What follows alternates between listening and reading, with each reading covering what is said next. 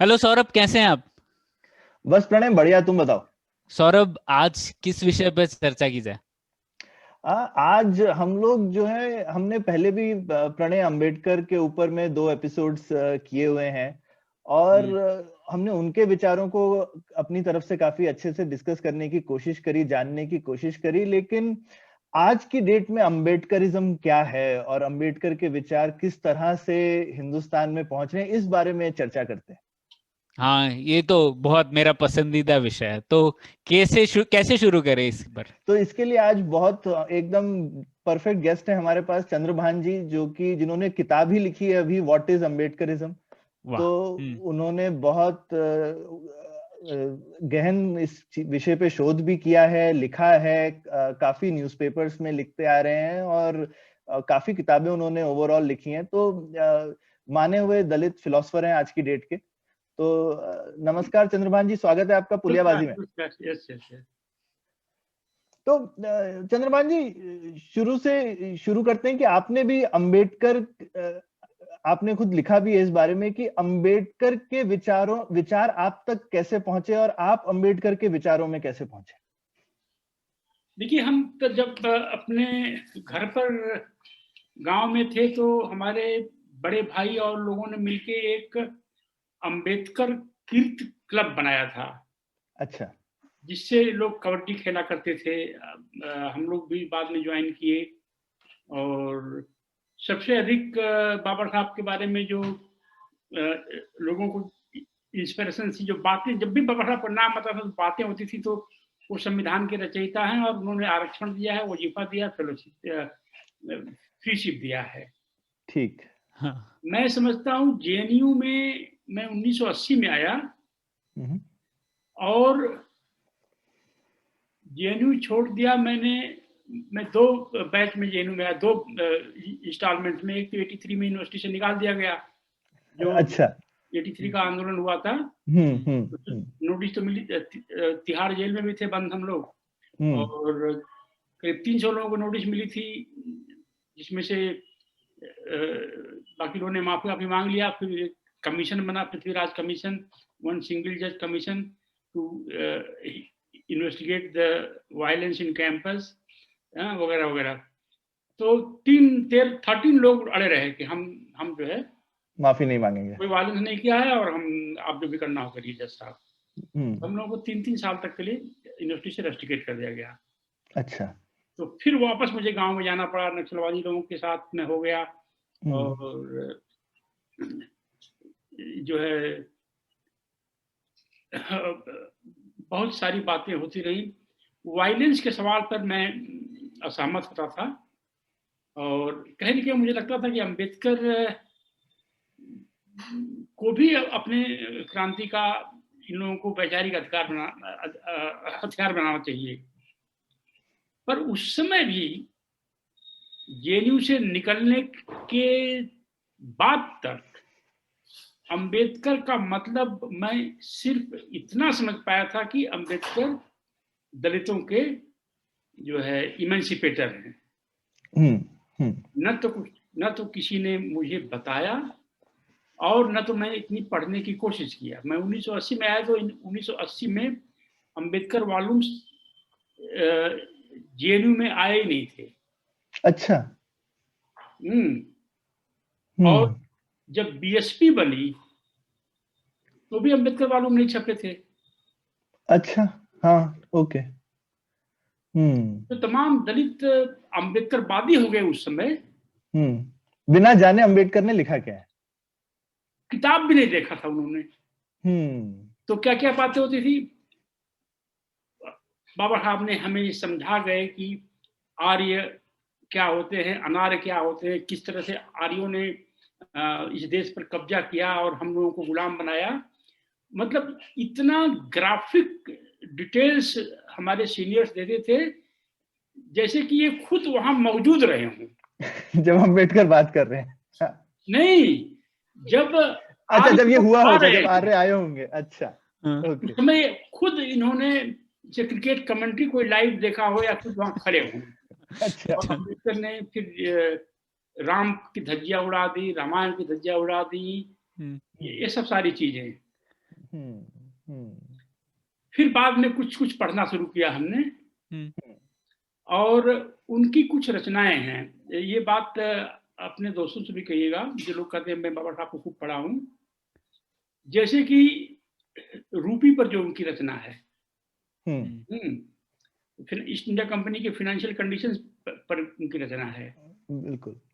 Small land holdings पर जो उनकी रचना है, जो पहले वालों में आई है, थैंकफुली। तो ये शुरू की सारी किताबें उन्होंने एज ए स्टूडेंट अपने प्रोफेसर्स के लिए लिखी थी। अच्छा। जब स्टूडेंट अपने प्रोफेसर के लिए कोई डिसर्टेशन लिखता है तो अच्छा नंबर पाने की चाहत में जितना भी सोफिस्टिकेटेड और स्कॉलरली हो सकता है वो उतना लिखता है। मैं थोड़ा बहुत देश दुनिया घुमा हूँ, जेएनयू में पढ़ा हूँ, पढ़ने का मेरा बहुत शौक है। आज भी उनकी जो मौलिक रचनाएं हैं जो कोलंबिया यूनिवर्सिटी में उन्होंने रह के लिखी है, जो लंदन में उन्होंने रह के लिखी है, दिल्ली स्कूल ऑफ इकोनॉमिक्स में, 4 पेज लगातार पढ़ना बहुत मुश्किल है। और अंग्रेजी भी अपनी ठीक करनी पड़ती है जब उनको पढ़ने के लिए। पर जो बीए सिर्फ किए हैं, हाई स्कूल सिर्फ किए हैं, अम्बेडकर के बारे में प्रवचन देते हैं। एक बात तो ये। फिर मैं जब मुझे कुछ ही साल पहले की बात है, अम्बेडकर का मैनिफेस्टो पढ़ने को मिला। अच्छा। तब मैंने धीरे धीरे ये सोचना शुरू कर दिया कि अम्बेडकर के हिसाब से दलित का इंटरेस्ट और इंडिया का इंटरेस्ट कंप्लीमेंट करता है, कहीं क्लैश नहीं इसमें है। बिल्कुल बिल्कुल, हमारी भी यही समझ है।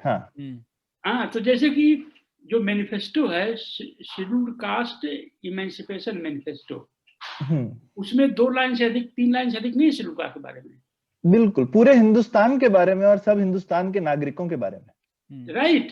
तो जब कोई मैनिफेस्टो लिखता है तो मैनिफेस्टो का मतलब ये कि हम सत्ता में आएंगे, शासन में आएंगे तो ये चीजें करेंगे जो हम इसमें लिख के दिए हैं। किसी भी दलित को आप दे दीजिए यह मैनिफेस्टो वाला हिस्सा, तो वह पढ़ करके अंबेडकर से नाराज हो जाएगा, और जिसने सुझाया है, जैसे कि मैंने सुझाया है, तो मुझसे नाराज हो जाएगा। इसमें तो कुछ मजा ही नहीं आया, हमारे लिए कुछ है नहीं अलग से। ब्राह्मण पर कुछ हमला हो रहा है, न हिंदुइज्म पर हमला हो रहा है, इसमें 2-3 लाइन दलितों पर के बारे में लिखा हुआ है। तो ये जो है, तभी से मैं सोचने लगा कि अंबेडकर पर एक किताब लिखी जानी चाहिए। अंबेडकर क्या है?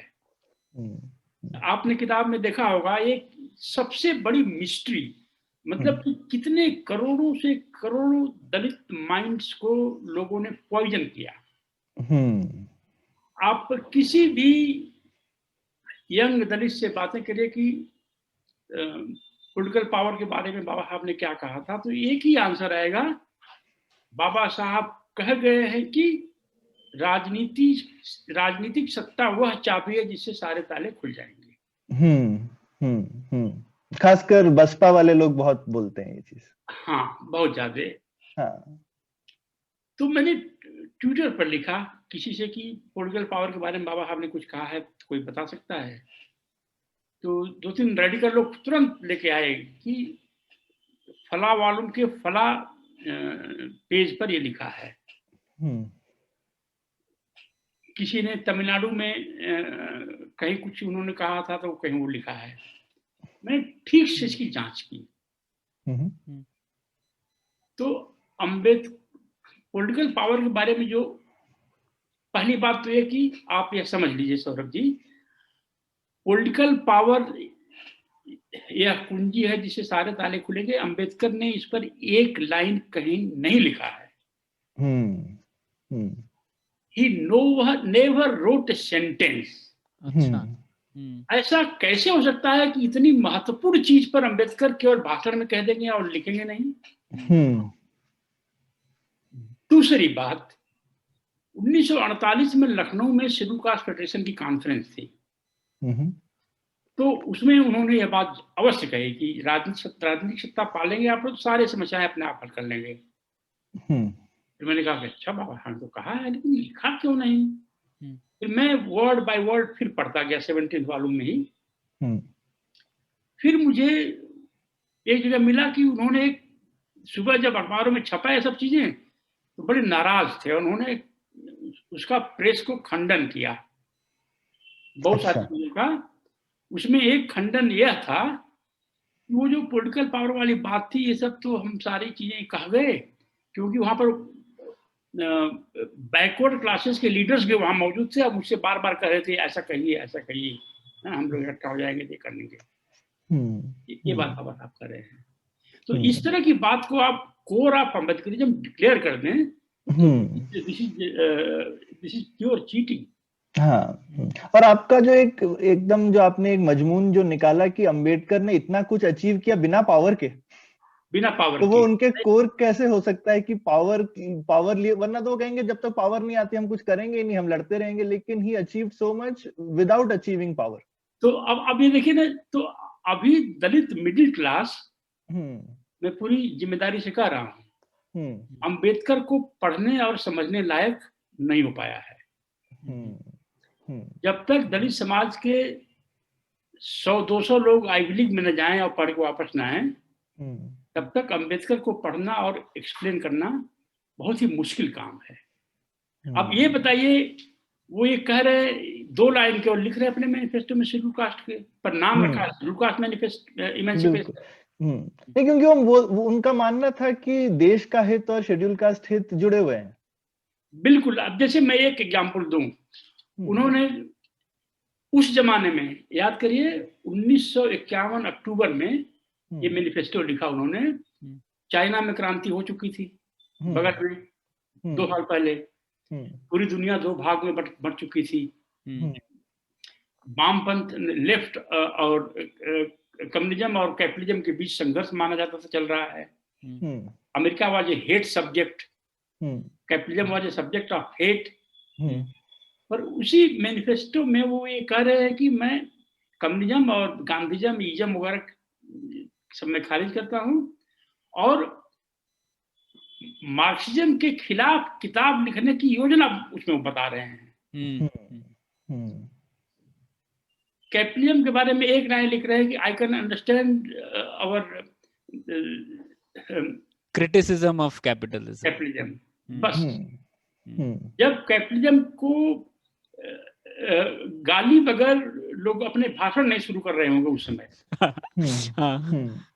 तो अब इसमें जो उन्होंने देखा था अमेरिका में, जो उन्होंने यूरोप में देखा था, मसलन जो अपने मैनिफेस्टो में जो किस तरह का एग्रीकल्चर होगा उनके हिसाब से जो है कृषि का कंप्लीट मैकेनाइजेशन करेंगे। हाँ जी, बिल्कुल। वो तो उनकी पहली लैंड होल्डिंग वाली बुक में उनके लेख में भी है वो चीज। हाँ, वो शुरू से उनके दिमाग में था। तो अब मैं एक छोटा मोटा स्कॉलर के रूप में मैं इसको इस तरह से, उन्होंने शेड्यूल कास्ट का नाम तो यहाँ लिया नहीं, उन्होंने भारत का नाम लिया। भारत में हम जो कृषि व्यवस्था लगाएंगे, बड़ी कृषि का मैकेनाइजेशन करेंगे और बड़ी जोतों पर खेती होगी। राइट। ये दोनों जो है तरीके कैपिटलिज्म के हैं। नहीं, लेकिन रशिया ने भी किया था, तो ऐसा नहीं है कि कम्युनिज्म में ऐसा नहीं हुआ। उन्होंने भी तो मैकेनाइज किया था ना, लैंड पूल करके, तो उन्होंने भी की थी ये चीज। हाँ, वो मैकेनाइज किया था, लेकिन मैकेनाइज करना है, इसको बड़े फार्म पर खेती करना, इसका थियराइजेशन कभी नहीं किया। वह यूरोप के पैटर्न पर चलते रहे। यूरोप में जगह है, तो क्रांति के बाद भी वो टेंडेंसीज बनी रही उनमें। लेकिन इंडिया में क्या स्लोगन था? Land to the tiller. हाँ, वो जो चाइना वाला था बेसिकली, उन्होंने ये हमने माओ से लिया था ना शायद। हाँ, माओ से लिया। तो अब हम इसको अगर पढ़े अपने हिसाब से कि अगर उसी समय कृषि का मैकेनाइजेशन शुरू हो गया होता, तो दलित जो हाथ से काम करते थे वो सब समाज में डिमोनाइज थे। जो भी हाथ का काम दुनिया में कहीं भी होता है, दलित महिलाएं जब फसलें काट रही हैं अपने हाथ से, दराती से। हाँ, जब बारिश होते समय वो धान की रोपाई कर रही हैं, तो दलित महिला होना और अपर कास्ट महिला होना साफ दिखाई पड़ता है यहाँ पर। पर जैसा कि अब जो है इस समय नॉर्दर्न इंडिया में जो है खेती 99% मैकेनाइज हो गई है। बिल्कुल। सिर्फ रुपाई भी हो गई है मैकेनाइज? अब क्या प्लांटर आ गए? पंजाब में शुरू हो गया है। अच्छा। और यूपी में मैकेनाइज नहीं हुई है। मैकेनाइज इस तरह से हुई है, मतलब कि उससे छुटकारा मिला है कि यूपी में धान रोपने के लिए गाजियाबाद तक बिहार से मजदूर आते हैं। मजदूर आ रहा है, अच्छा। उत्तर प्रदेश के लोगों ने इससे छुट्टी ले ली, छोड़ दिया है, अच्छा। और जो है बैल खत्म हो गए। हाँ, बैलगाड़ी तो खत्म हो गई है, और बैलगाड़ी है जहां जहां वहां बैल है, अदरवाइज खेती के लिए बैल खत्म हो गए। ठीक। वो तो ट्रैक्टर तो हर जगह है, ट्रैक्टर तो आप आइए हमारे यहाँ लुधियाना से शुरू करते हैं जर्नी और चलते हैं बलिया तक, ट्रैक्टर खत्म हो गए, उसके बाद बैल खत्म हो गए, उसके बाद दूसरा देश शुरू हो जाता है बिहार। वहां भी 100-200 साल और लगेंगे। अच्छा। तो अगर अब दलित महिला कहीं खेत में धान नहीं काट रही है, क्यों नहीं काट रही है? कहीं ये लोग अपना काटते हैं, दूसरों के खेत में नहीं काटते हैं। बैल नहीं है, बैल जब था तो दलित के पास भी था, जमींदार के पास था। जमींदार अपने बैल के मल मूत्र को साफ नहीं करते थे, बैल को यहाँ से हटा के वहां करते भी नहीं थे। बैल हल नहीं जोतते थे, हल का मुठिया अगर अपर कास्ट के आदमी ने पकड़ लिया तो उसको जाके पवित्र होना पड़ता था। कोई भी फार्मिंग टूल अपर कास्ट अपने हाथ से टच नहीं कर सकता था। तो सारे काम दलित लोग करते थे। अब उनके घर से मुक्ति मिल गई, क्योंकि मैकेनाइजेशन हो गया। मैकेनाइजेशन इसलिए हो गया कि जो है मनमोहन सिंह ने और माउंटेन सिंह अहलुवालिया ने अम्बेडकर की कॉपी करके और इकोनॉमिक रिफॉर्म उसी तरह से कर दिया। तो अब इससे दलित मुक्त हो गया। अगर अम्बेडकर बिना दलित का नाम लिए मैकेनाइजेशन कर रहे हैं तो mechanisation is good for India and good for Dalits also. अब दूसरी बात जो है, जो मिक्स इकोनॉमी की बात करते हैं लोग, India never had a mix economy, it's nonsense. Ambedkar कह रहे हैं कि जहां जहां प्राइवेट सेक्टर जरूरी है वहां गैर सरकारी क्षेत्र जरूरी है, वहां पर प्राइवेट सेक्टर रहेगा। जहां जहां सरकारी क्षेत्र जरूरी है, प्राइवेट सेक्टर गैर जरूरी है, वहां पर सरकारी क्षेत्र रहेगा। तो हम अपने हिसाब से जब अम्बेडकर को परिभाषित कर रहे हैं तो हमें लग रहा है कि he wanted to create a very competitive economy। अब जो सर्वाइव करेगा, जो नहीं सर्वाइव करेगा वह नहीं हो जाएगा। तो अगर यूरोप की तरह से इंडिया बन रहा है या अमेरिका की तरह से इंडिया बन रहा है, इसमें इंडिया का भी लाभ है और दलित का भी लाभ है। दलित इमेंसिपेशन उससे जुड़ी हुई, इट इज वेटेड, इम्बेडेड। तो अंबेडकर को इस तरह से मॉडर्न इंडस्ट्रियल अर्बन सिविलाइजेशन का उनकी फिलॉसफी है, अंबेडकर को हमें किसी में कभी बताए नहीं कि अंबेडकर का मतलब ये है। उसी मैनिफेस्टो में देख रहे हो कि जो है India is fighting for China battle जाने के लिए, China can fight her own battle. India America नाराज हो जाएगा तो हमको कैपिटल नहीं मिलेगा, टेक्नोलॉजी नहीं मिलेगी। उस समय जब सब अमेरिका को सारे लोग सारी बुराइयों का प्रतीक मान रहे हैं, उस समय अम्बेडकर अमेरिका के प्रति इस तरह से सॉफ्ट कॉर्नर रखे हैं। मैं बताऊं, जब 1983 में मैं यूनिवर्सिटी से रस्टिकेट हो गया था, 4 फेलोशिप थी उस समय, ओवरसीज फेलोशिप। मेरा एक दोस्त है वो चला गया और मैं नहीं गया, क्योंकि मैं सोचता था अमेरिका इज बैड चीज। हाँ, तुम्हें जाना ही नहीं चाहिए, तो नहीं जाना चाहिए। हमने तब आप थोड़े कमिटेड कम्युनिस्ट भी थे। तो अभी भी बहुत सारे अम्बेडकराइट्स जो हैं वो कम्युनिस्ट हैं। तो इसके बारे में आपने लिखा भी है। तो ये कम्युनिज्म और अम्बेडकरिज्म का हिंदुस्तान में अभी ताना बाना क्यों बन गया है? देखिए, एक तो जो दलित और कम्युनिस्ट वाली बात है, जब एक दलित कैंपस में जाता है तो वहां पहले से मौजूद जो लेफ्ट कम्युनिस्ट लोग होते हैं, उनका दलितों के प्रति थोड़ा सॉफ्ट कॉर्नर रहता है। अच्छा। आरक्षण के मामले में वो उदार रहते हैं। तो दलितों को समझ में आता है कि मार्क्सिज्म एक बहुत अच्छी चीज है। ठीक। तो मार्क्सिज्म को हमने कितनी बार, अब तो खैर टेक्नोलॉजी आ गई, अब रिकॉर्ड कर सकते हैं, कितनी बार दलितों को मंचों से इंटेलेक्चुअल्स को बोलते हुए सुना है कि दलित इंटेलेक्चुअल्स को कि बाबा साहब ने जो कैपिटलिज्म के खिलाफ लड़ाई शुरू की थी वो अधूरी है, हमें इसको पूरा करना है। अब सारी चीजें आप 7 दिन का जागरण करा लीजिए हिंदुओं की तरफ से, सब अम्बेडकर की किताबें पढ़ जाइए। इधर उन्होंने अम्बेडकर कैपिटलिज्म के खिलाफ उन्होंने मुहिम चलाई थी। मेरे को भी एक बार गाली पड़ चुकी है ट्विटर पे बोलने के लिए कि अंबेडकर जो है वो कैपिटलिज्म के खिलाफ थोड़ा सॉफ्ट कॉर्नर था। तो लोगों ने बोला कि नहीं, उन्होंने तो माना था कि सोशलिज्म और कम्युनिज्म ही असली तरीका है इकोनॉमी चलाने का। बहुत गाली पड़ी एक्चुअली बोलने के लिए। तो क्योंकि इस तरह का ही माहौल है, तो कम्युनिज्म को लोगों ने मान लिया, बहुत अच्छा है। और अंबेडकर कम्युनिज्म को आगे बढ़ा रहे हैं। ऐसा अंबेडकर की ऐसी एक पर्सनालिटी दलित समाज में उभर आई है। और आप कह रहे हैं ये ज्यादा इसीलिए है क्योंकि उनकी राइटिंग्स पढ़ने का अभाव है और लोग सुनी सुनाई पे चल रहे हैं। हाँ, केवल सुनते हैं तो मार्क्सवादी हो जाते हैं सुन करके, और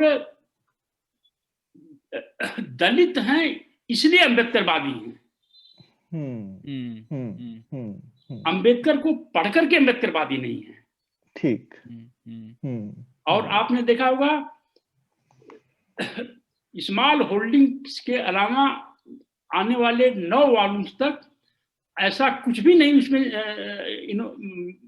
है जो अंबेडकर की कोर ऑफ फिलॉसफी को रिफ्लेक्ट करे। एक बात। दूसरी बात, अंबेडकर की सारी लड़ाइयां जो है इंस्टॉलमेंट्स में सारी जीतें मिली हैं। कभी वजीफा मिल गया, कभी स्कॉलरशिप मिल गई, कभी फ्रीशिप मिल गई। कभी इंटरव्यू देने जाना, किसी ने उनसे कह दिया कि इंटरव्यू देने, फला आदमी इंटरव्यू देने गया था, नहीं दे पाया क्योंकि कैश नहीं थे टिकट खरीदने के लिए, तो सरकार पैसा वापस करे ऑन स्पॉट इंटरव्यू के तुरंत बाद जो है। तो यह है, फिर जब वो वाइसराय के कैबिनेट में गए तब उन्होंने जो ग्रीवांसेस ऑफ शेड्यूल कास्ट जो है, मैं समझता हूँ ये पहले पन्ने पर छपना चाहिए था कि हमारे ये राइट्स हैं। तो जो एडिटर्स थे जो बॉम्बे में, जो महाराष्ट्र के जो दलित थे जिनका अंबेडकर की फिलॉसफी पर कॉपीराइट टाइप का है, उन्होंने जो गुदगुदी करने वाली चीजें हैं उसको पहले छापना शुरू कर दिया। अच्छा। जिससे खुजली होती है, और वही अंबेडकरवाद की पर्सनालिटी बन गई। तो हमको कई लोगों ने, हमारी वाइफ ने भी मना किया, आप ये सब क्यों लिख रहे हैं कि जो अंबेडकर को गलत ढंग से पेश किया गया। आप महाराष्ट्र में जाइए, अंबेडकर की पेंटिंग को अंबेडकर का फोटो डिक्लेयर कर दिया महाराष्ट्र गवर्नमेंट ने। चलिए इतना तो समझ सकते हैं, बहुत ही स्मार्ट वो पेंटिंग थी। जैसे आपने लिखा है, पूरी दुनिया में एक महान व्यक्ति की एक ही या 2 फोटो दिखती हैं। एक ब्रांड आइडेंटिटी बनती है। आइंस्टाइन का फोटो देख लीजिए, चर्चिल का देख लीजिए, अब्राहम लिंकन का देख लीजिए, तमाम गांधी का देख लीजिए, 1-2 फोटो हर जगह मिलते हैं। तो ये 3rd वॉल्यूम के बाद हर वॉल्यूम में फोटो बदलना शुरू कर दिया एडिटर्स ने। जैसे कि इनको ये रिस्पॉन्सिबिलिटी दी गई है कि आप अंबेडकर को डैमेज करिए। तो ये दलित समाज में ये बात हो गई है कि हमारे साथ जो जुर्म हुआ है, जुर्म करने वाले हैं, और जो जुर्म का जो तरीका था और जो कितना डेप्थ था, वही बातें करनी है। हमसे भी कुछ मिस्टेक हो सकती है, इस पर कोई चर्चा नहीं है। और ये हिंदी में तो राइटिंग्स बहुत ही लेट आई हैं, अभी तक बहुत लेट आई है। और आर्य हम जो कहना चाहते थे, अंबेडकर की जितनी राइटिंग है, आप अपने अपार्टमेंट में खोल करके देख लीजिए, जितनी मेहनत उन्होंने की होगी, जितना रिसर्च किया होगा यह सिद्ध करने के लिए कि आर्यन थीसिस इज बकवास, उतना उस थीसिस पर उन्होंने मेहनत की है।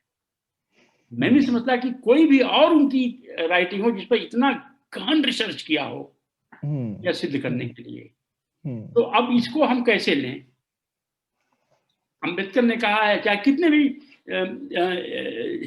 एविडेंस लोग प्रोड्यूस कर दें, अम्बेडकर ने अगर कहा है कि आर्य एक लिंग्विस्टिक टर्म था, कोई रेशियल टर्म नहीं है। हाँ, एक्चुअली वो और अब उसका जेनेटिक एविडेंस वगैरह आ रहा है। अम्बेडकर ने अपनी रिसर्च से ये बहुत पहले कहा था कि हिंदुस्तान में हम एक ही रेस हैं, कोई दो रेस नहीं है, बहुत कॉन्फिडेंस के साथ और बहुत अलग अलग उन्होंने एविडेंस प्रोड्यूस करके ये चीज बोली है। आज रात को पढ़िए और देखिए कितना रिसर्च उस पर किया उन्होंने। नहीं, वो वाला लेख पढ़ा है मैंने उनका। राइट। तो अब ये सब सारी वजहें मिल करके ऐसा दलित समाज बनाती है कि दलित समाज में अम्बेडकर के बाद कोई नई लड़ाई नहीं जीत पाए। और चूंकि अम्बेडकर को इन लोगों ने पढ़ा नहीं, तो उत्तर प्रदेश और बिहार में लंबे समय तक दलित ओबीसी शासन रहने के बाद एक भी इंस्टीट्यूशनल चेंज नहीं कर पाए ये लोग, एक भी। क्योंकि आपको लग रहा है कि वैचारिक क्लैरिटी नहीं थी, कोई ट्रेनिंग नहीं, शासन करने की कोई ट्रेनिंग नहीं, या ऐसे स्कॉलर्स को अपने साथ रख लेते, लालू जी हो चाहे मायावती जी हो, प्लानर्स को रख लेते। तो इस समाज को आप 20 साल तक केंद्र सरकार की ताकत दे दीजिए, शासन दे दीजिए, तो जो पहले से चल रहा था वही चलता रहेगा।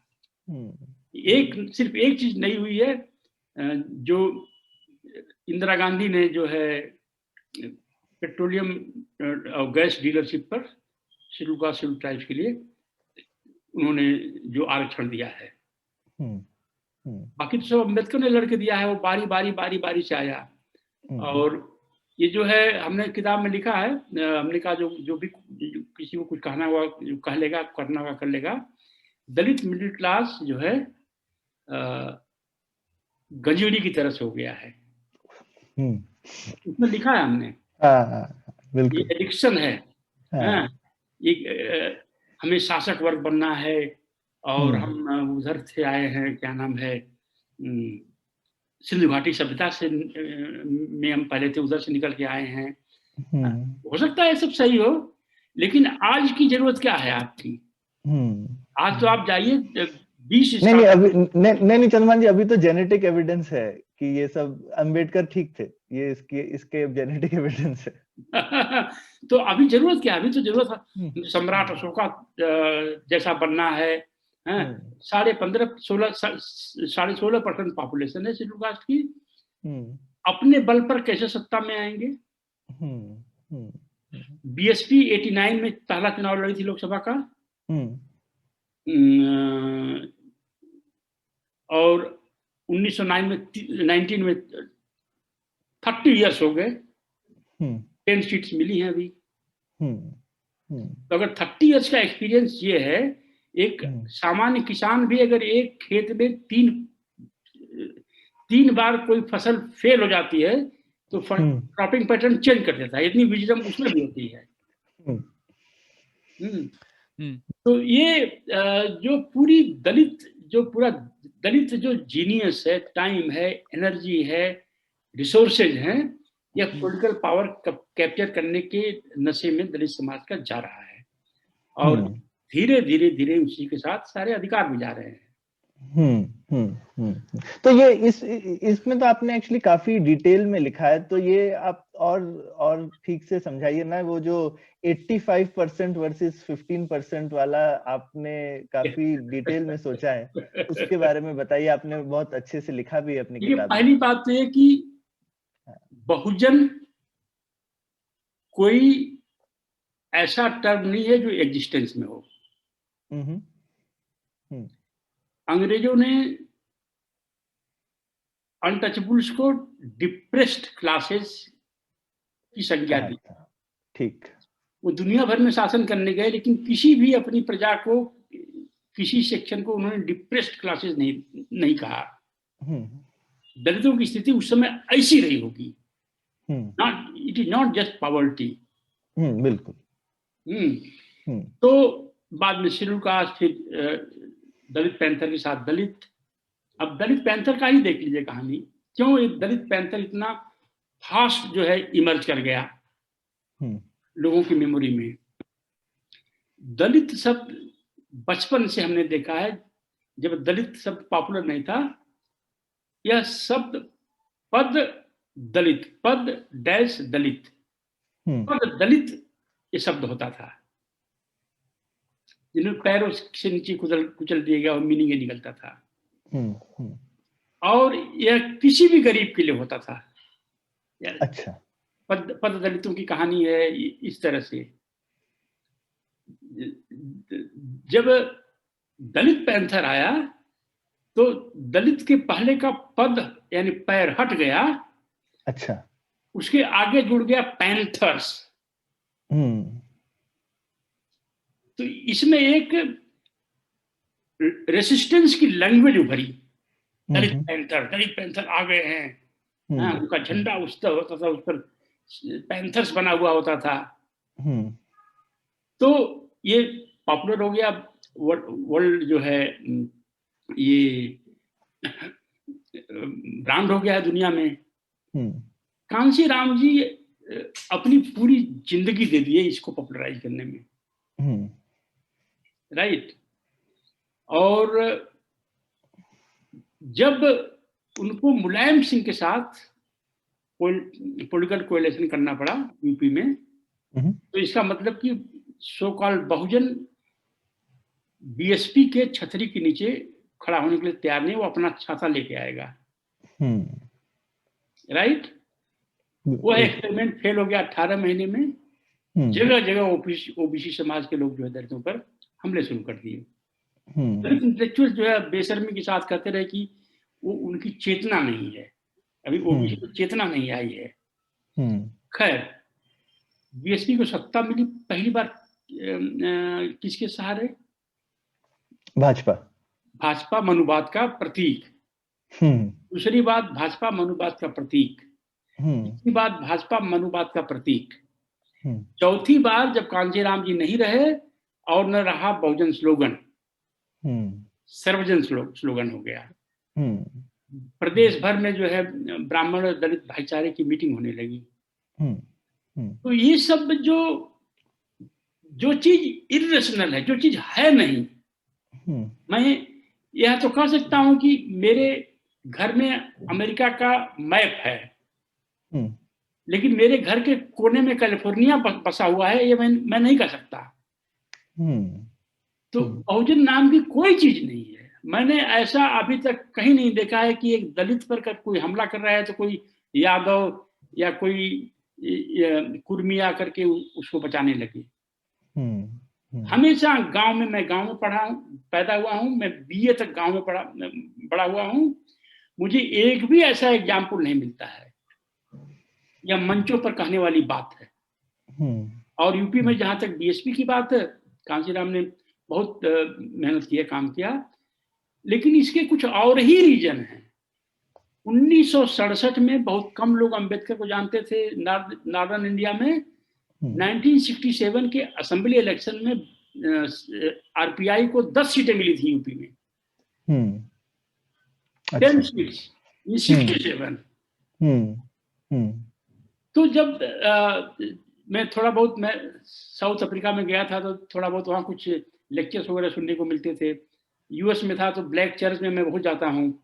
वहाँ रोज कोई न कोई मोटिवेशनल स्पीकर आता है और भाषण होता है।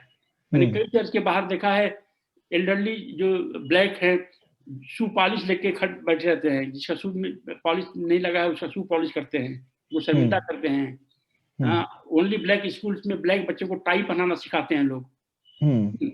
तो उनके बहुत सारे इस तरह के रिफॉर्म चलते रहते हैं।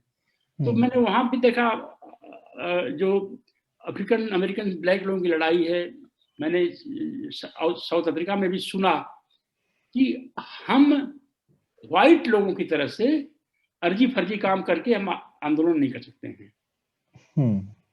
हमसे समाज प्योरिटी की उम्मीद रखेगा और हमें भरसक कोशिश करनी चाहिए।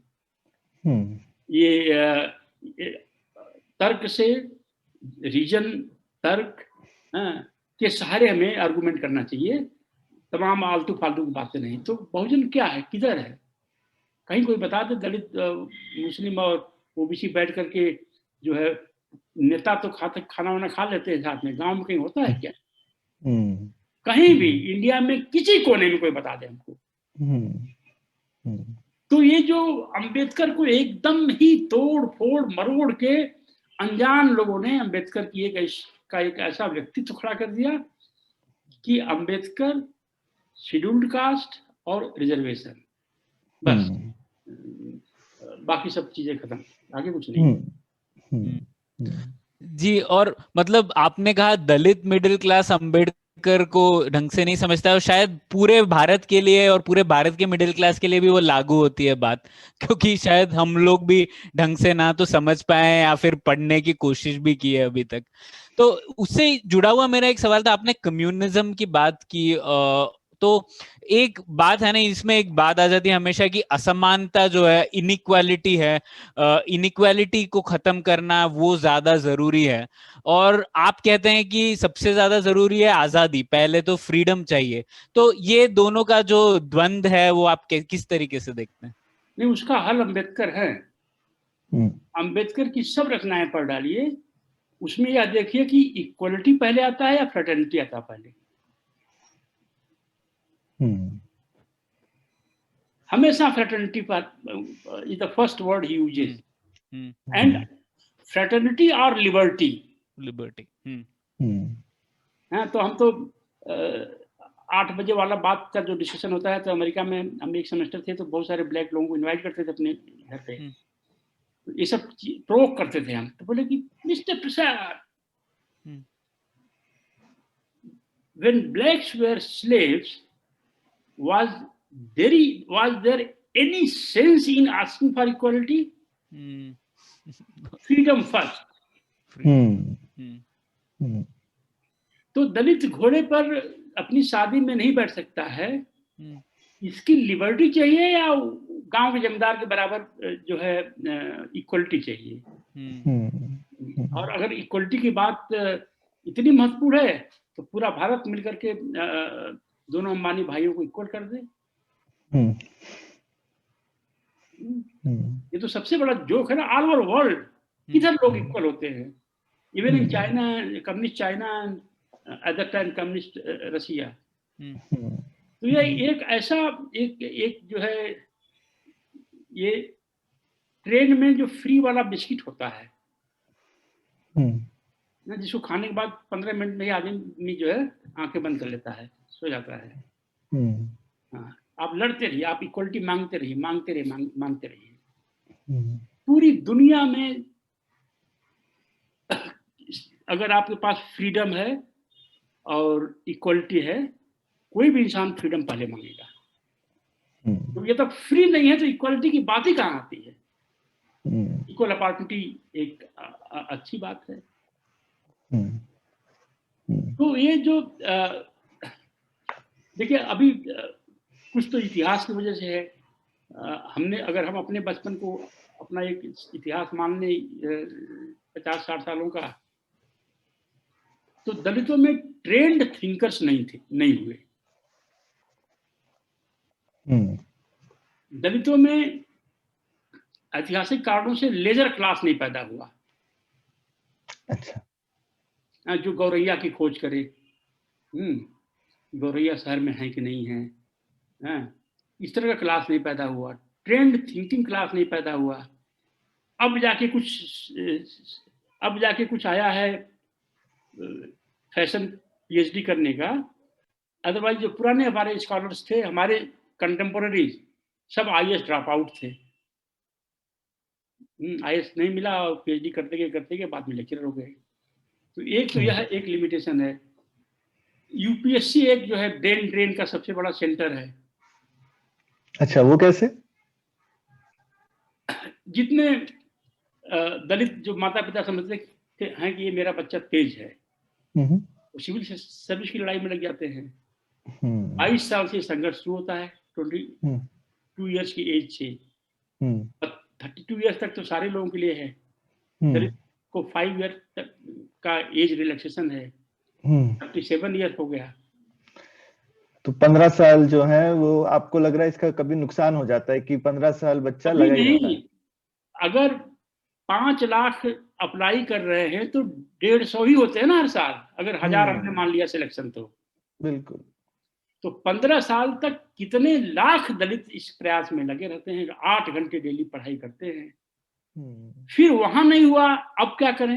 अब तो कुछ नहीं बचा है लाइफ में। तब स्टेट सिविल सर्विस में जाते हैं, वहां 43 ईयर्स तक की एज लिमिट है। तो दलित मिडिल क्लास जिस जिस ऐसे फंस गया है कि जो बेस्ट दलित, जो इसका है बेस्ट कट, वह सिविल सर्विस में चला गया तो चला गया, जो नहीं गया वो किसी काम के लिए नहीं बच पाया। तो कौन अंबेडकर के मैनिफेस्टो को कौन पढ़ेगा और कौन इंटरप्रेट करेगा? तो ये इसीलिए हम तो कहते हैं लोगों से कि भाई आप बता दीजिए इसमें क्या लिखा है, जो प्रॉब्लम ऑफ रूपी में ये बता दीजिए, ये जो है इसमें क्या लिखा है, क्या नाम है ये स्मॉल लैंड होल्डिंग्स वाला जो उनका है, क्या लिखा है। और आप जो है स्मॉल लैंड जो हुअर सुद्राज, मैं आपको 1 महीने का समय देता हूँ, आप पढ़ के बता दीजिए आप पूरा पढ़ पाए कि नहीं। तो इसलिए हमने सोचा कि इस किताब के माध्यम से ये सब बातें कही जाएं, जो सच है, कोई खुश हो या कोई नाराज हो। तमाम लोग नॉर्थ इंडिया में अंबेडकरवादी हो गए जब अंबेडकर की किताब छपी नहीं थी। बताइए। और आप तो थोड़ा उसके आगे भी जाने की कोशिश की है ना। आपकी पिछली वाली किताब के बारे में भी थोड़ी बात करनी थी, जो दलित एंटरप्रेन्योर्स के बारे में आपने को ऑथर की थी देवेश कपूर जी के साथ। Yes yes yes yes. और वो मुझे बहुत इंस्पायरिंग किताब लगी। मैं वैसे ही एंटरप्रेन्योरशिप में इंटरेस्ट रहता है, लेकिन उसमें स्पेसिफिकली दलित एंटरप्रेन्योर्स को आप लोगों ने प्रोफाइल किया था।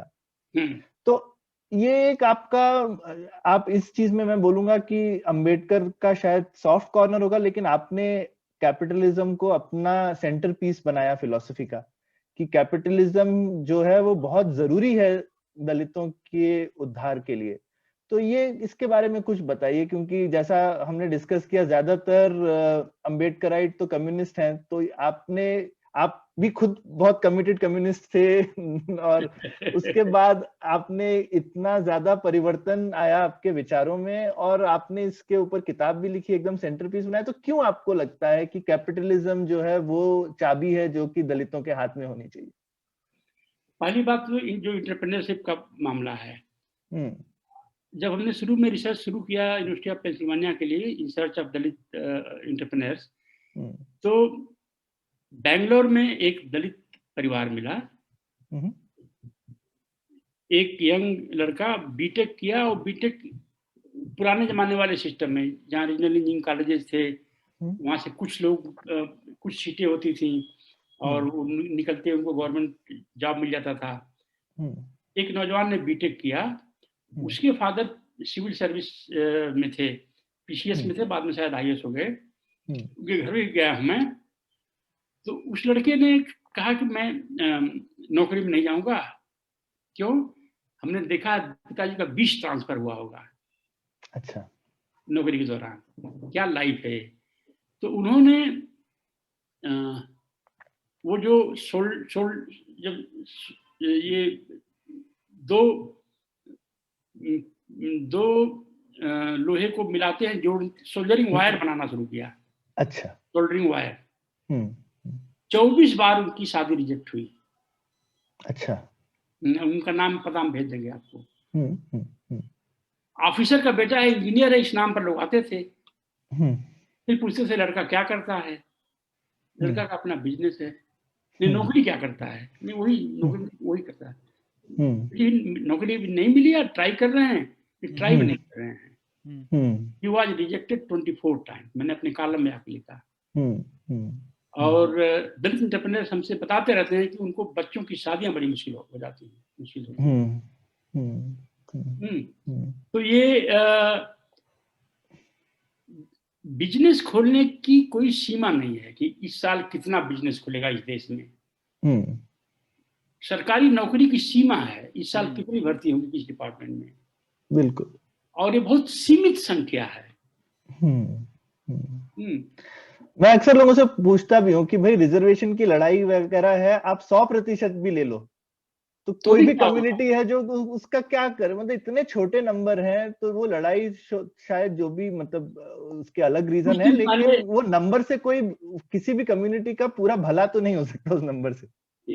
लॉकडाउन के हम समझते हैं 15-20 दिन पहले दिल्ली यूनिवर्सिटी में एक लिटरेचर फेस्टिवल था। तो हमको भी बुलाया, हमने कहा हम लिटरेचर वगैरह वाले आदमी, अरे नहीं आप आइए, थिंकर हैं आप।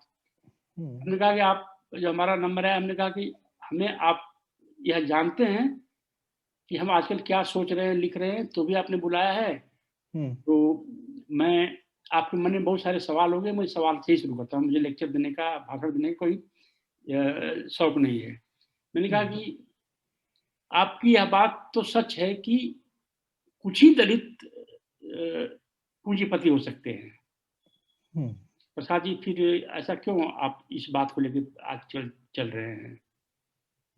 हमने कहा ये सवाल है ना, बोले हाँ हम लोग यही जानना चाहते हैं आपसे।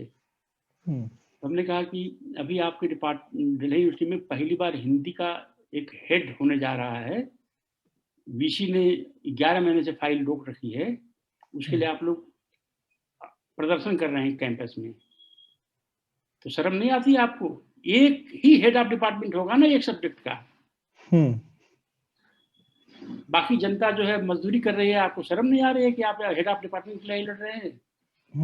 हमने कहा कि और आप अभी आप लोग भी तो बेशर्मी की हद पार कर दिए हैं। आप दिल्ली यूनिवर्सिटी में 2000 दलित आके पढ़ा रहे हैं।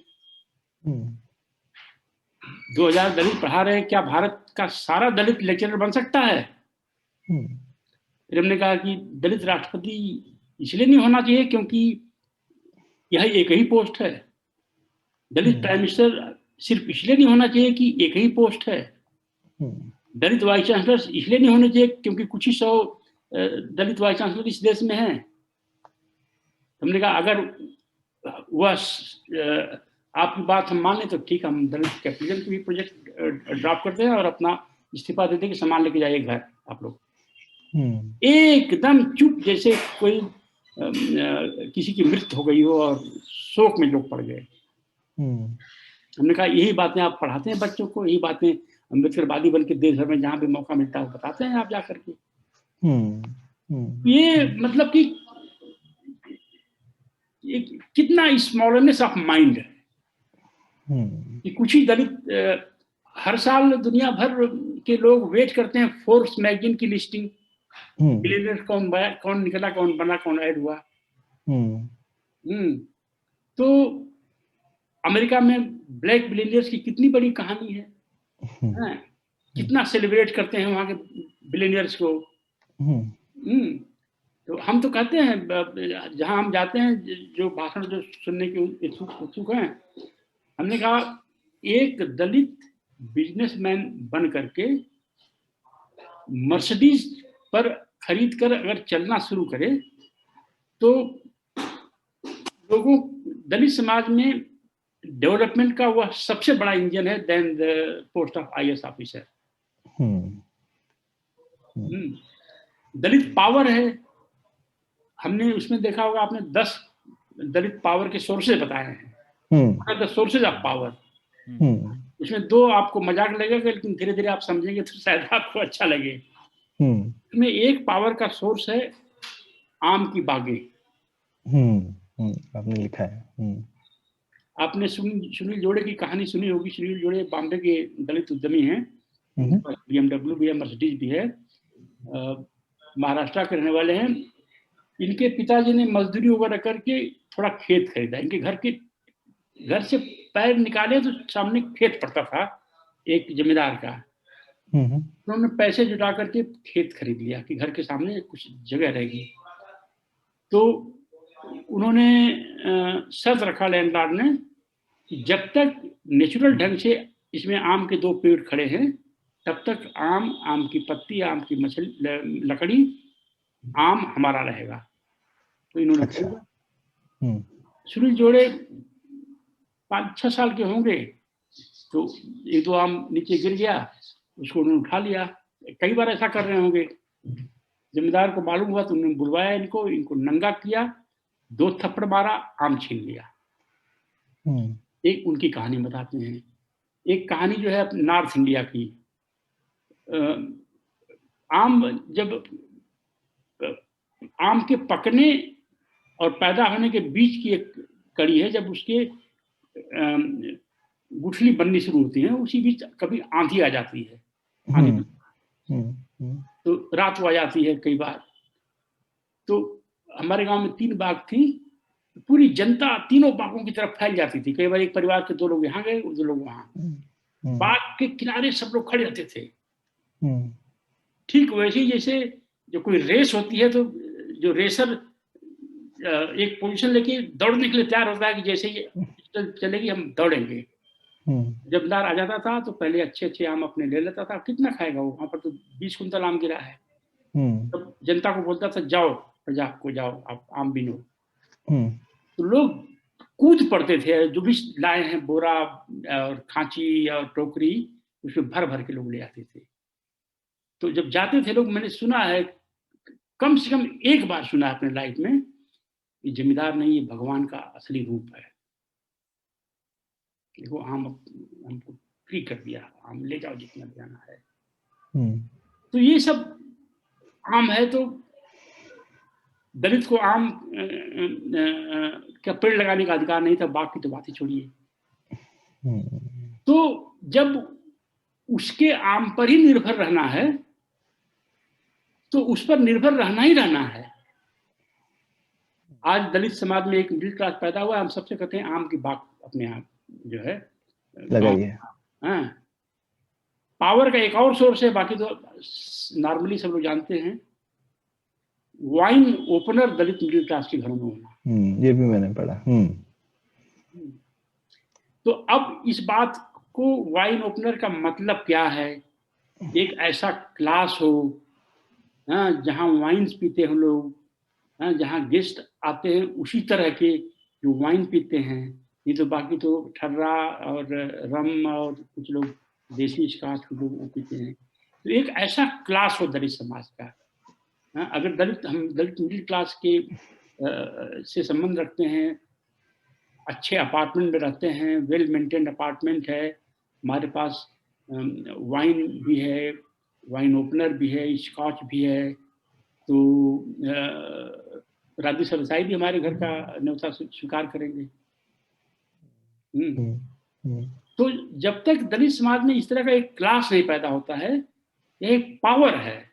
इंग्लिश लैंग्वेज एक पावर है, लैंग्वेज से भी आगे एक्सेंट एक पावर है। तो जो पावर की ये सोर्सेज हैं, एक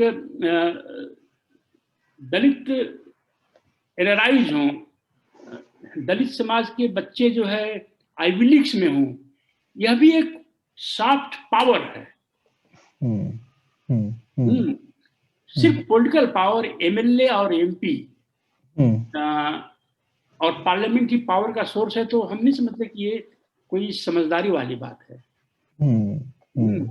हम तो कहते हैं कि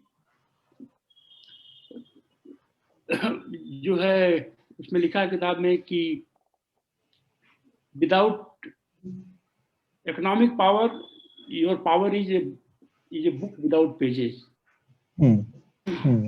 it is a gun without गोली।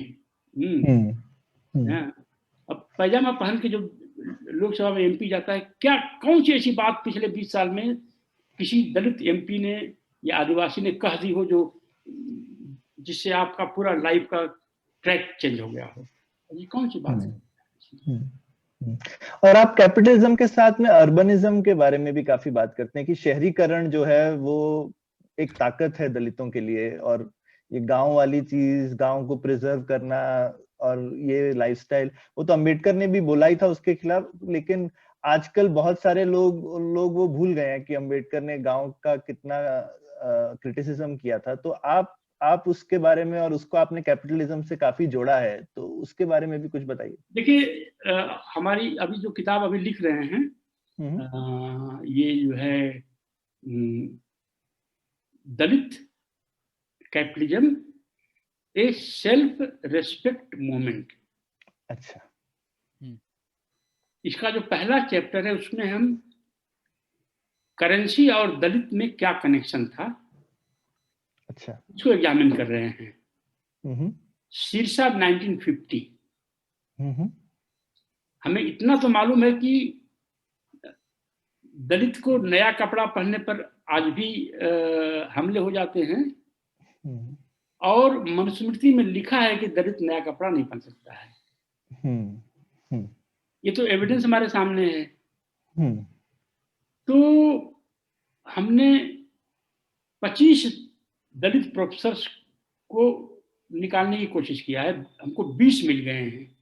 अच्छा। दलित प्रोफेसर का मतलब not assistant professor, not associate professor, full fledged professor. Kerala से, तमिलनाडु से, कर्नाटक से, आंध्र प्रदेश से, तेलंगाना से, महाराष्ट्र से, मध्य प्रदेश से, गुजरात से, जम्मू एंड कश्मीर से, पंजाब से, उड़ीसा से, वेस्ट बंगाल से, उत्तर प्रदेश से। इनसे हमने बहुत सारे सवाल पूछे हैं। अच्छा। एक सवाल ये है कि क्या आप, हमने कहा है जो आपने सुना है, क्योंकि इस पर कोई हमारे पास डॉक्यूमेंट नहीं है, कोई सर्वे नहीं है, कोई स्टडी नहीं है, कोई कंपाइलेशन नहीं है।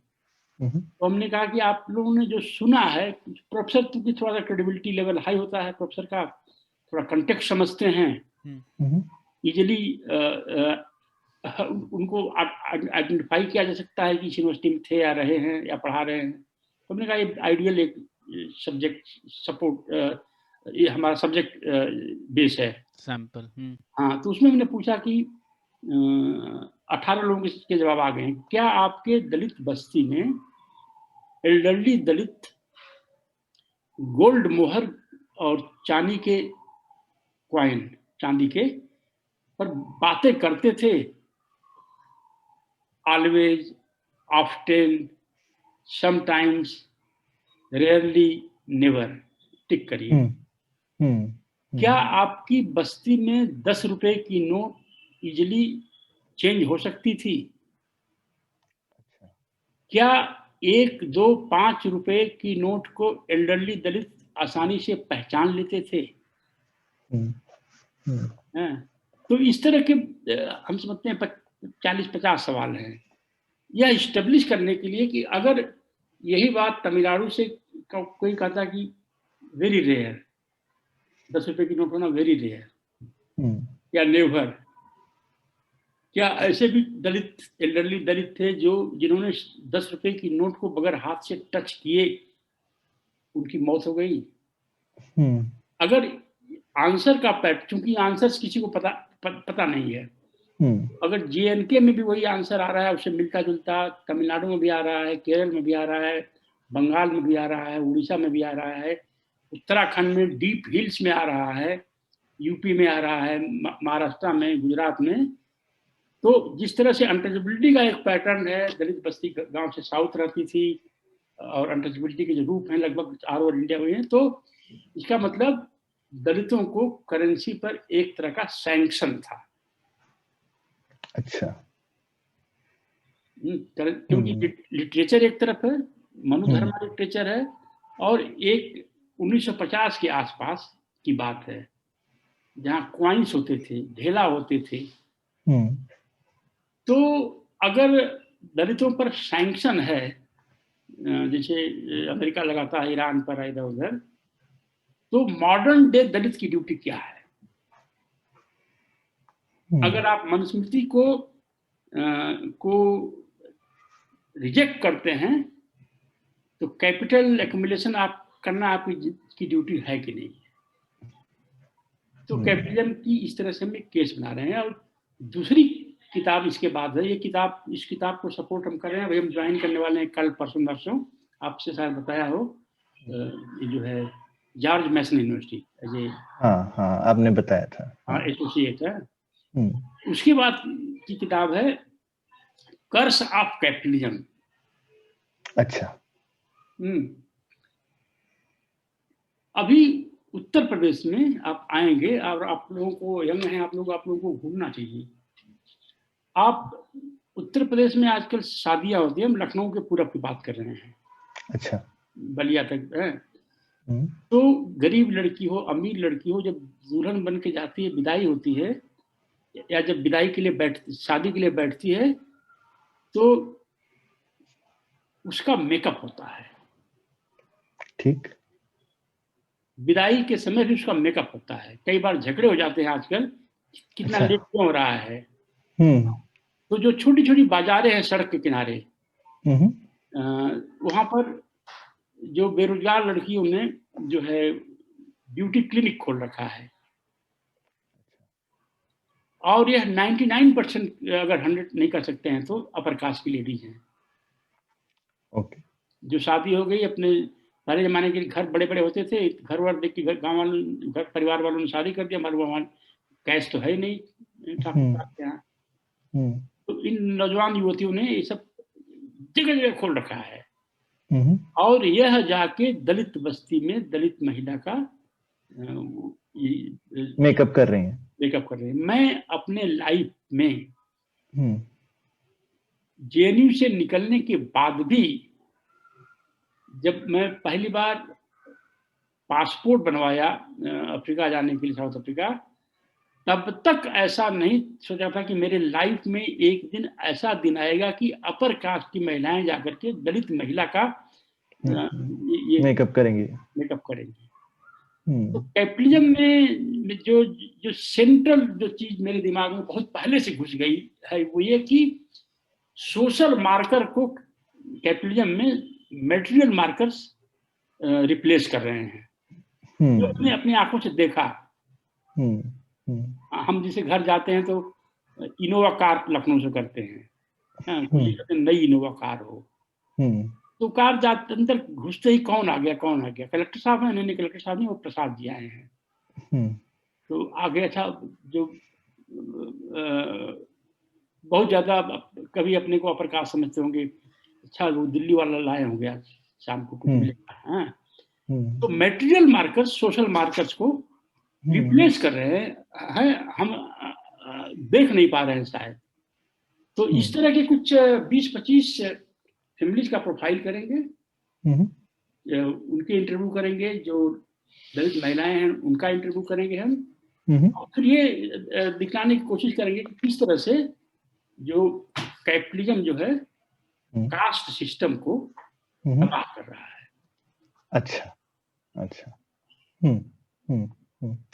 ठीक। इसमें एक चीज और बताइए चंद्रभान जी, तो आपका एक गोल तो दिखता है, और इसमें ये प्रश्न थोड़ा शायद मुझे एटलीस्ट मुश्किल लगता है, आपको शायद आसान लगे। आप गोल एक आपका भी रहता है कि एक फ्यूचर कास्टलेस सोसाइटी बने इंडिया में कभी तो। यस, आपने काफी जगह लिखा भी है ऐसा। डिसॉल्व हो caste, you lose your identity, I lose my identity, और ये ह्यूमन एफर्ट से नहीं होगा। यह ह्यूमन एफर्ट से नहीं होगा कि भाई आप पंडित जी मत बने रहिए, हम दलित नहीं बने रहेंगे, ऐसे पड़ा रहेगा। यह सिचुएशंस और नई इंस्टीट्यूशंस ऐसी होंगी कि दलित के घर बहुत पवित्र समझे जाने वाली अपर कास्ट की महिलाएं भी काम करेंगी, कहीं कहीं कर भी रही हैं। दिल्ली में आप आएंगे हमारे यहाँ तो आपको दिखा देंगे एक दलित अपार्टमेंट में। तो ये जो करेंसी में जो पावर है, इस किताब में हम उसका जिक्र ला रहे हैं कि पूरी दुनिया में, हमारे यहाँ हिंदी में कहावत है, अरे उनका सिक्का चलता है। हाँ, बोलते हैं ऐसे। हाँ। तो currency is the most powerful element in the world, so much so that it can tackle even cast.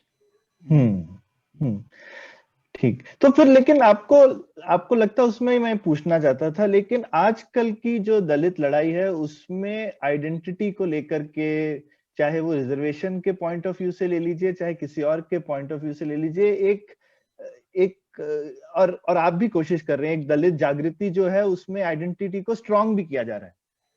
तो ये लड़ाई में आप स्ट्रांग भी करेंगे, और लेकिन गोल है हटाने का, तो इसमें आपको लगता है कोई विरोधाभास है, या फिर ये स्ट्रांग होने के बाद डिसॉल्व होगी, क्योंकि वीक से डिसॉल्व नहीं हो सकती? आपको स्नेक का, हाँ, स्नेक का पॉइजन है, इसे दवा बनाएंगे हम।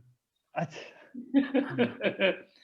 हाँ, आप देखिए, अभी जो हमने बहुत अपना सोचने समझने के बाद हम 25 प्रोफेसर, 20 हमारे प्रोफेसर जुट गए हैं, 5 और बाकी हैं। तो इनका इंटरव्यू कर रहे हैं। तो अगर किसी यूनिवर्सिटी में 1 प्रोफेसर है तो 5 एसोसिएट होंगे, 10-15 असिस्टेंट होंगे। बिल्कुल। तो हम अपनी इस किताब को इस तरह के लोगों के बीच ले जाना चाहते हैं। जैसे हमने इंग्लिश का टेम्पल बनाया, दलित गॉडेस, तो हम दुनिया जिंदगी बिता देते, कहते कि अंग्रेजी पढ़ो, अंग्रेजी पढ़ो। हम तो कहते नहीं अंग्रेजी पढ़ो, बोलते हैं अंग्रेजी देवी की पूजा करो। और टेम्पल का निर्माण रुक गया किसी वजह से, पर वो घर घर अंग्रेजी पढ़ी जाती है। तो कुछ ऐसे मेटाफर्स हैं जिनसे आप बहुत कम समय में बहुत ज्यादा दूरी तक आप अपना मैसेज ये पहुंचा सकते हैं। तो ये दलित ऐसा है। दलित कैसे हैं? वो सूट बूट पहनते दिखाई पड़ते हैं। दलित कैसे हैं? अरे उनकी शादी में बड़ी बड़ी गाड़ी लेके आए थे। अभी क्या दलित कैसा है? झाड़ू अपार्टमेंट का कूड़ा उठाता है। या मायावती होते हैं, या होते हैं जो पैसा खाते हैं। हम ये दलित की नई पहचान बनाना चाह रहे हैं। हाँ, इसीलिए आपने जितनी हमारी कॉन्फ्रेंसेस देखे होंगे, सब में लोग सूट बूट हैं। बाकी बिना सूट बूट के आते हैं, उनको बाहर खड़ा कर देते हैं और 4 कोट और टाई रखे रहते हैं। कोट जो है ग्रे कलर की है, उसको भी हम हटवा देते हैं। अब बताइए, बाबा साहब अम्बेडकर, इन्होंने लिखा है, ये जो जिनका जिक्र हमने बार बार किताब में किया है, बाबा साहब के जो बायोग्राफर है, बाबा साहब की बायोग्राफी जो के से नाम है ना, धनंजय कीर। हाँ, कीर जी। हाँ। वो लिख रहे हैं, जब पहुंचने वाले थे बॉम्बे तो बाबा साहब कई ट्रंक लेके जा रहे थे साथ में। तो कई ट्रंक में क्या हो सकता है कपड़े के अलावा? किताबें होंगी, कपड़े होंगे। तो एक ट्रंक की चाबी भूल गए थे, उसी में उनकी कोट थी, तो उसको जो है ताले को तोड़ा उन्होंने। पर यह स्पष्ट नहीं है कि अब चूंकि लंदन आने वाला है इसलिए फिर से नए ड्रेस पहन रहे थे, या डेली करते थे 14 दिन की जहाज की जो जर्नी थी, या डेली करते थे, यह पता नहीं है। तो आपके खास तौर से आपके कर्नाटका में तो दलितों को मालूम भी नहीं कि जूता क्या होता है, वो सैंडल ही पहन के घूमते हैं। पर यहाँ पे कल्चर ऐसा कास्ट वाइज नहीं है, सभी लोग सैंडल पहनते हैं। मतलब ऐसा नहीं है कि सिर्फ दलित पहनते हैं। समझ नहीं पाए सैंडल इतना क्यों पहनते हैं लोग। हाँ, तो यहाँ का थोड़ा कल्चर इनफॉर्मल है ज्यादा। तो पर वही जब बॉम्बे में आते हैं, जब वो कोई कारपोरेट ज्वाइन करते हैं, हमने देखा आजकल ताज होटल्स में, बड़े बड़े होटल्स में तमाम लोग सूट बूट पहन के जाते हैं गर्मी में। हाँ, होटल समाओ लोगों को ऐसा लगता है कि होटल में जाना चाहिए। मैं तो उल्टा सोचता हूँ, बड़े होटल में अगर आप पजामा पहन के जाएं तो उनको लगता है ऊपर ही रह रहा होगा।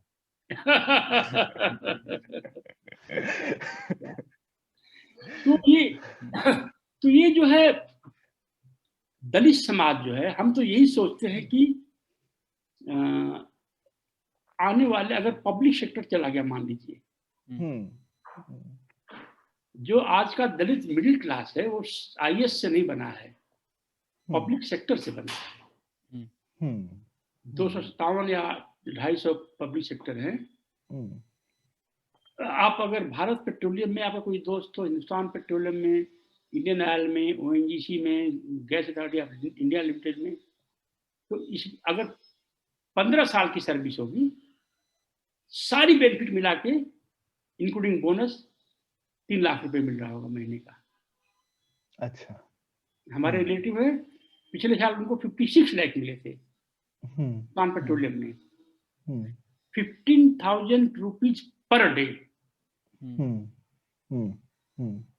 क्योंकि रिजर्वेशन है तो लोगों की तमाम भर्तियां में, कोई रिलायंस पेट्रोलियम में दिखा दे कोई दलित मेरा रिश्तेदार वहां काम करता है। तो ये इनफैक्ट आपने ये जिक्र किया तो ये मैं पूछना भी चाहता था। तो यूजुअली तो बाकी आप देखेंगे कि ये मेरे को आपकी फिलॉसफी में एक विरोधाभास दिखा, क्योंकि यूजुअली जो लोग कैपिटलिज्म का सपोर्ट करते हैं, और अभी प्रधानमंत्री ने खुद भी कहा है प्राइवेटाइजेशन होना चाहिए, और पब्लिक सेक्टर अगर बड़ा होगा तो अपने आप ही प्राइवेट इकोनॉमी पे उसका बुरा असर पड़ता है, ये तो सब इकोनॉमिस्ट मानते भी हैं। और अंबेडकर ने भी आपने ही जैसा बोला, उन्होंने भी कहा था जहां जरूरी है वहां पे पब्लिक सेक्टर हो, अदरवाइज प्राइवेट सेक्टर को ज्यादातर देखना चाहिए। लेकिन आप काफी पीएसयू समर्थक हैं, तो ये दोनों चीज आप कैसे मैनेज करते हैं, पीएसयू समर्थन और कैपिटलिज्म? जब पीएसयू नहीं थे तब भी अंबेडकर ने, और मात्र अंबेडकर ने कहा कि जो जहां जरूरी है वो वहां रहेगा। ठीक, राइट। भारत को डीसेग्रीगेशन एक नेशन बिल्डिंग एफर्ट है। ठीक। डीसेग्रीगेशन प्राइवेट सेक्टर में वो क्षमता नहीं है किसी वजह से। अच्छा। दलित जो तमाम एग्जीक्यूटिव हुए हैं और बहुत हाई रैंक पर गए हैं काबिलियत के भरोसे, क्योंकि प्राइवेट सेक्टर उनको एक मौका देता है। प्राइवेट सेक्टर देश के बारे में भी पब्लिक सेक्टर देश के बारे में भी सोचता है कि अगर दलित नहीं रहेंगे तो हमारी वर्क फोर्स जो है ठीक नहीं है। तो अंबेडकरिज्म और कैपिटलिज्म में यही फर्क है। और आप ये देखिए, अपनी किताब में दावे के साथ लिखा है कि अंबेडकर के हिसाब से स्टेट की यह भी रिस्पॉन्सिबिलिटी है। अच्छा। राइट। और अफर्मेटिव एक्शन, आरक्षण तो इंडिया में आजादी के समय आया। ठीक। उसके 20-30 साल बाद अमेरिका में कैसे पहुंच गया अफर्मेटिव एक्शन? कैपिटलिज्म में तो नहीं होता है ये। हाँ, वो तो ठीक बात है। अमेरिका के इतने नोबल, हम अपनी डॉक्टर के एडमिशन के लिए जो ढूंढ रहे हैं, तो हर यूनिवर्सिटी में कितने नोबल प्राइज विजेता, कितने नोबल लॉरेट्स निकाले हैं। इतने बड़े बड़े philosophers, thinkers, political scientist, economist, किसी ने अफर्मेटिव एक्शन के बारे में क्यों नहीं लिखा? और फिर बाद में इनको करना क्यों पड़ा? आज जर्मनी में क्यों करना पड़ रहा है महिला अफर्मेटिव एक्शन? और आपके जीवन में, हमारे जीवन में, इंग्लैंड में भी ब्लैक्स के लिए कुछ न कुछ इनको करना पड़ेगा, यूरोप में देख लीजिएगा। तो इसीलिए यह अंबेडकरिज्म है या कैपिटलिज्म है या कम्युनिज्म है या गांधी।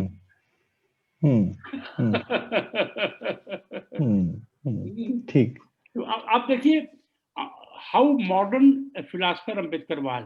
उन्होंने दारू बंदी पर भी बोला है, हमारी पार्टी आएगी सरकार में तो दारू वो जो है बंदी खत्म कर देंगे। हाँ, नशाबंदी खत्म करेगी, उन्होंने बोला था। हाँ। नहीं, नशाबंदी नहीं, ये शराबबंदी, सॉरी, हाँ, शराबबंदी बंद कर देंगे। हाँ, उनका हटा देंगे, वो बॉम्बे स्टेट बेवड़े होते हैं, पीते रहते हैं, बाकी लोगों को क्यों डिप्राइव किया जाए और इसे इतना अच्छा रेवेन्यू आता है। अगर आप किसी दलित बस मीटिंग में जाके बोल नहीं है तो देखिए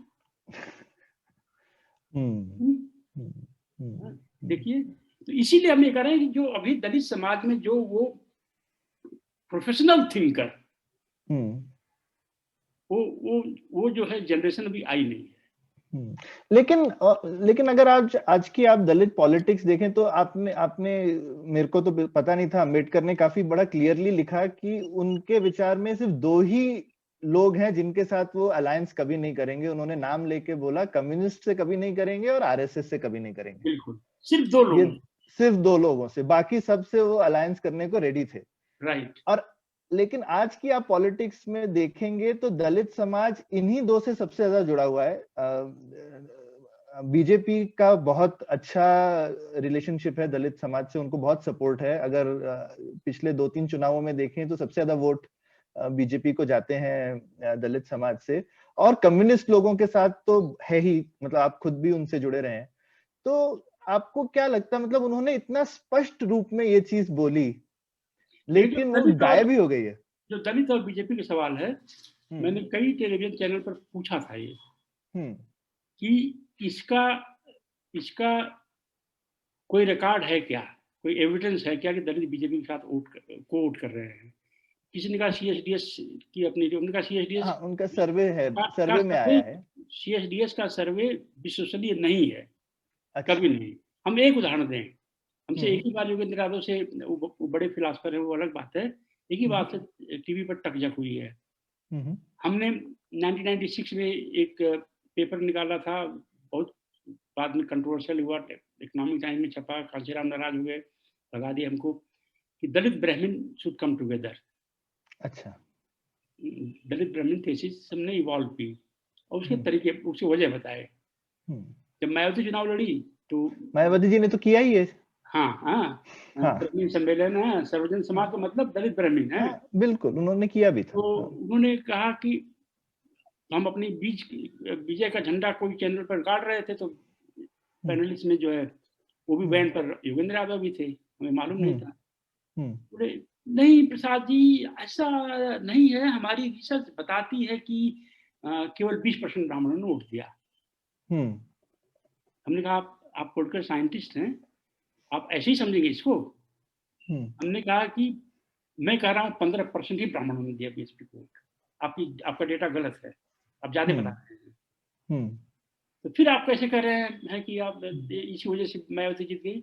हमने कहा एक ब्राह्मण जब अपनी बस्ती से निकल करके दलित बस्ती में जाके वहां बैठ करके चाय पी रहा है, तो बढ़ई ने भी सोचा, लोहार ने भी सोचा, कुर्मी भी नहीं सोचा, कोयरी ने भी सोचा कि जब पंडित जी जा रहे हैं तो बीएसपी के साथ, तो हम क्यों नहीं जाएं।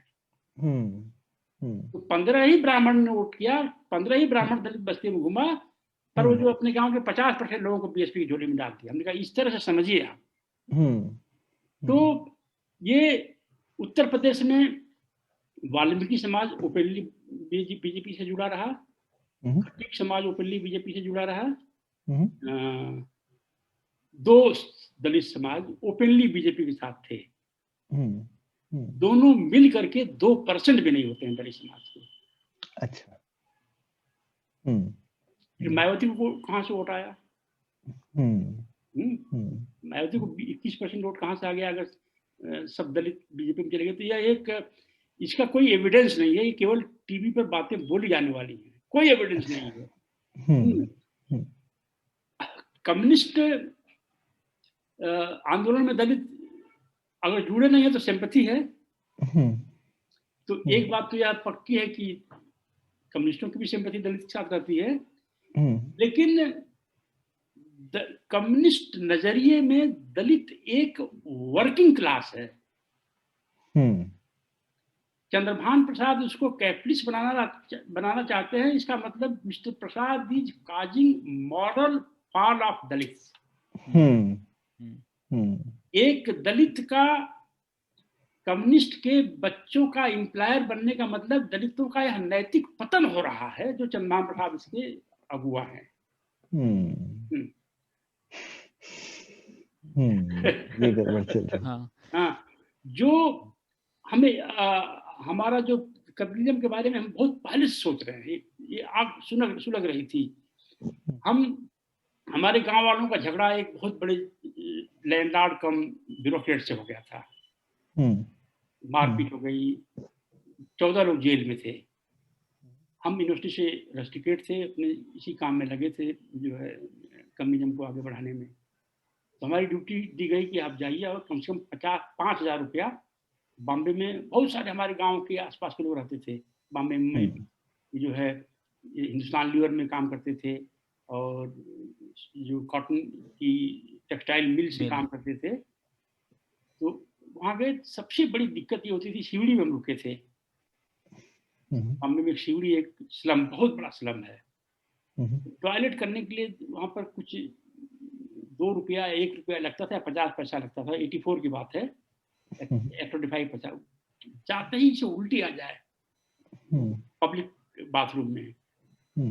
तो हमने, जिनके घर रुकते थे हिंदुस्तान लीवर में काम करते थे, और हिंदुस्तान लीवर कंपनी बंद हो गई थी, मुकदमे लड़ रहे थे लोग। उन्होंने कहा क्यों इस नरक में आए गांव छोड़ करके। बोले कि अरे वो जो साले गांव के पूंजीपति है, उनसे बचने का क्या रास्ता है। तो गांव के जमींदार को वो पूंजीपति समझते हैं, क्योंकि शोषण और न्याय करने का काम पूंजीपति है। तो गांव का जमींदार सामंत नहीं है, पूंजीपति है। और पूंजीपति जो है खून चूसता है लोगों का। हमने एक दिल्ली में बहुत दलित कैपिटलिज्म के सिद्धांत लाने के बाद जो है एक कॉन्फ्रेंस थी जेएनयू में, जो आफ्टर डिनर होती है, तो पूरा हॉल मेस भरा था, प्रोफेसर्स भी, जूनियर्स भी, सीनियर्स भी, स्टूडेंट्स। इसे लगता था हमारा आज यहाँ पर लिंचिंग हो जाएगी। तो हमने कहा कि hold on, let me start with some questions. तो उन्होंने कहा यस यस। हमने कहा कि इसमें से जो हमारे सीनियर्स हैं, जो फैकल्टी मेंबर्स हैं, और आप लोग कभी बनेंगे, यहाँ लेक्चरर बनेंगे, आईएएस बनेंगे, कुछ भी करेंगे इस तरह से, ये में है आप लोग, ये बताइए कि आपकी वाइफ या जो गर्ल स्टूडेंट्स हैं उनसे करना चाहते हैं, आप अपनी डिलीवरी एमसीडी हॉस्पिटल में कराना चाहेंगे या अपोलो में और मैक्स वगैरह में? बताइए आप, क्लियरली बताइए। बच्चा जब बड़ा होगा थोड़ा, तो उसका एडमिशन आप डीपीएस में कराएंगे या एमसीडी वाले स्कूल में कराएंगे? और तीसरी और आखिरी बात, इसके बाद जो है या तो आप बोलेंगे या तो मैं बोलूंगा। मैंने कहा कि आपका एक बच्चा है, उसके 2 पॉसिबल एम्प्लॉयर हैं, केवल 2 एम्प्लॉयर हैं, 2 ऑप्शन है आपके पास। उसमें से एक को चुनना है, who will be employer of your child. एक तरफ यूपी का राजा भैया है, एक तरफ बॉम्बे वाले रतन टाटा है। आप बताइए, हम सारा अपना थीसिस विड्रॉ कर लेते हैं, आपके बच्चे का एम्प्लॉयर कौन है? इन दोनों में से एक को चुनना है। तो हमने कहा कि अगर बेटी है तो नंगा कर देगा राजा भैया। तो अगर आपके लिए अपोलो अच्छा है, डीपीएस अच्छा है और ये सारा कुछ अच्छा है, तो बाकी दलित बच्चों के लिए कैसे ये बुरे हो जाएंगे? और एमसीडी का स्कूल, म्युनिसिपल कॉर्पोरेशन का स्कूल और अस्पताल बाकी लोगों के लिए कैसे अच्छा हो जाएगा? तो फिर सब लोग चुप रहे। तो फिर अपना हम जो है, मैंने कहा मैं वह दिन देखना चाहता हूं जब चमार महार समाज में पैदा हुआ व्यक्ति ब्राह्मण, गौड़ा, लिंगायत, मराठा, ठाकुर का एम्प्लॉयर बने। यही सोशल क्रांति है। यही भारत की सबसे बड़ी सोशल क्रांति है।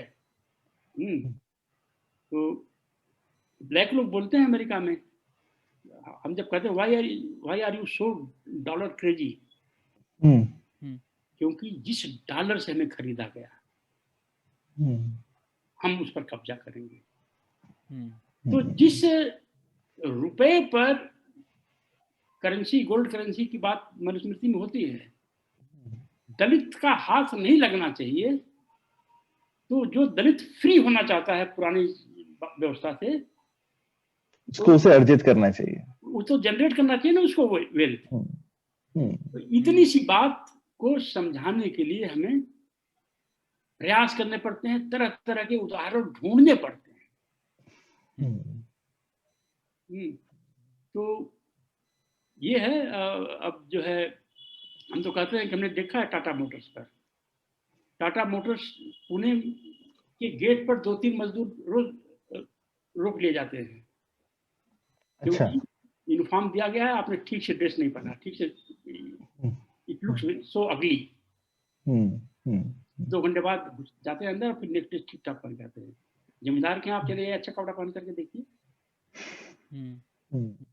तो इतनी सी ह्यूमन जो बेसिक ह्यूमन जो इंस्टिंक्ट है, जो हमारी स्कॉलर्स में नहीं है,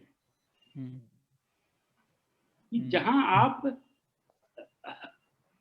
दलित समाज जूता निकाल करके लाठी में टांग के और तब अपर कास्ट बस्ती जो है क्रॉस करता था, और जहां फैक्ट्री में जूता पहनना मैंडेटरी है, सबको एक ही तरह का जूता।